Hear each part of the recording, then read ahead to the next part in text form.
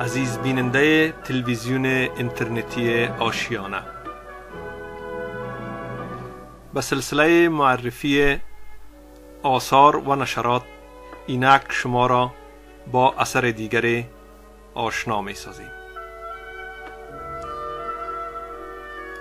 رمان دوجلدی لبخند شیطان از چاپ برآمد.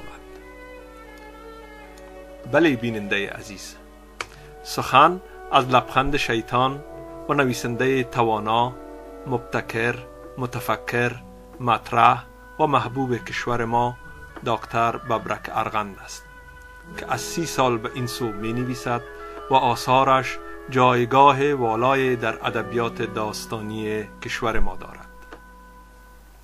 دکتر ارغند این نویسنده پرتوان در پرتو پیروزی هایی که در عرصه واقع بینی کسب نموده است و به گواهی آثارش به ویژه رمان‌های پرآوازه و ماندگارشان چون پهلوان مراد و اسبی که اصیل نبود، کفتربازان و سفر پرندگان بیبال که هر کدام بیش از 450 رویه دارد، یکی از تواناترین و هنرمندترین رمان نویسان کشور ما به شمار می رود.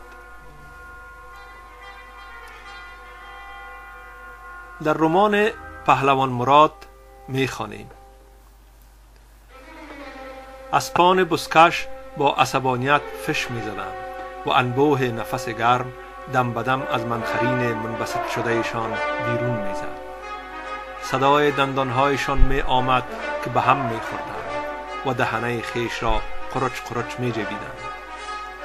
هر کدام پیوسته تلاش داشت تا سوارکار خیش را به بز نزدیک سازد و به این خاطر به راست و چپ شانه می زد، سر تکان می داد و به پیش می خزید.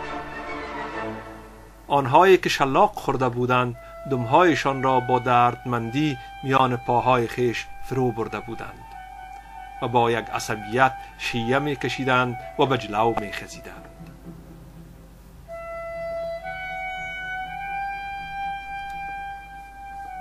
در رمان کفتربازان آمده است: کبوتران گرد حولی می چرخیدند.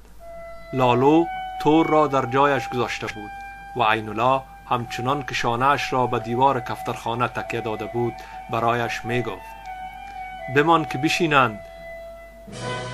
لالو می گفت: اگر چوری نکنم بار دیگر هم دور نمی روند. یاد می گیرند و دور خانه چرخک می زنند. عینالله قهر شد: مرا یاد نده، بگذار بشینند. همین که پایشان بریز خورد آنگاه دوباره چوریشان کن، بگذار ترس بخورند. پسرم، سر من در کفترخانه سفید شده است، مرا یاد نده. مادر را زاییدن یاد نمی دهم.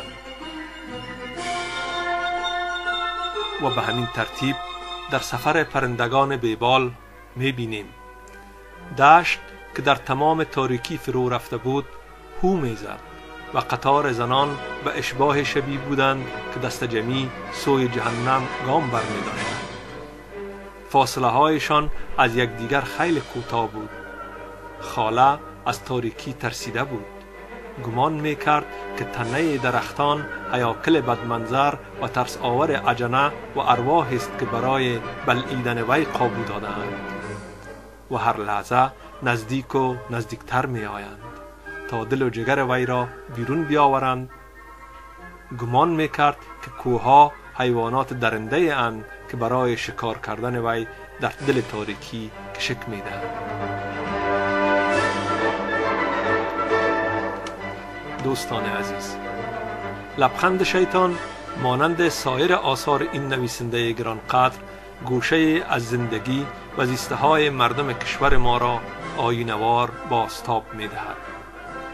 در داستان مایه های روانشناختی و توصیفی در یک وحدت حیرت آور به هم می آمیزند و به همین گونه شرح و بیان خرد شدن ملت در منگنه جنگ و کاوش عالمانه روان آدم‌های سرخورده آن توانمندی شگفت انگیز نویسنده را بیان می دارد. برخی از فرهنگیان کشور که این اثر را مطالعه نموده‌اند به این باورند که رمان لبخند شیطان که 1169 صفحه دارد، ادبیات داستانی کشور ما را وارد مرحله جدید از تکامل خود ساخته است. تراژدی لبخند شیطان غنی از عبارات، متلها، کنایات، روایات و به ویژه گویش‌های متنوع فارسی دری چون هراتی، هزارگی، پنجشیری، سایر گویش‌ها و زبان تاجیکی است که رمان را حلاوت و ویژگی خاص می‌بخشد. خوانش این اثر دکتر ارغند آدم را به یاد گفته ژان کانالا، نویسنده فرانسوی می اندازد که درباره شولوخوف گفته بود: او نویسنده است که افکارش با هنرش چنان درآمیخته که نمیتوان یکی را از دیگر جدا ساخت، و نویسنده است که خلاقیتش عبارت است از بیان زندگی و انسانیت. بیننده عزیز، در رمان لبخند شیطان آمده است: میدید چوچه عندلیب از آشیانه‌اش افتاده است، چوچه‌ای که تازه پر و بال کشیده اما پرواز نیاموخته است. گوشت‌های سرخ بدنش در میان برگ‌ها آشکار است، شهپرهایش هنوز نیچند. جنگل را نمی‌شناسد، برگ را نمی‌شناسد، مزه میوه‌های جنگلی را نچشیده است. صدای بچه عندلیب را میشنید. صدای مادرش هم می آمد که هراسان از شاخه به شاخه می پرید، با اضطراب بالک می زد و چوچه‌اش را از خطر باخبر می ساخت. مگر چوچه عندلیب شغال را ندیده بود، شغال را نمی شناخت. مطالعه این رمان ارزشمند را فراموش نکنید.